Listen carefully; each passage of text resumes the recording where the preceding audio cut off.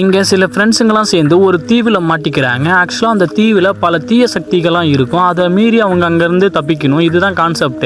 அப்போ தான் இவங்கெல்லாம் சேர்ந்து அதே தீவில் ஒரு புதுசாக ஒரு குகையை கண்டுபிடிக்கிறாங்க. இந்த குகைக்குள்ளே தான் அந்த தீய சக்தி அளிக்கிற சக்தியே இருக்கும். அந்த குகைக்குள்ளே ஆல்ரெடி ரொம்ப வயசான ஒரு உருவெல்லாம் நிறைய இருக்கு. ஆனால் அவங்க மனுஷன் மாரி தான் இருக்கு. ஆனால் எந்த ரியாக்ஷனும் இல்லாமல் இருக்காங்க. இங்கே இருக்கிற எல்லாமே இந்த தீவுக்குள்ளே வந்து தப்பிக்க முடியாமல் செலியானவங்க. அந்த நேரம் பார்த்து திடீர்னு ஒரு பொண்ணு உருவம் வருது. அது வேற யாரும் இல்லை, அந்த பொண்ணு தான் அந்த தீய சக்தி.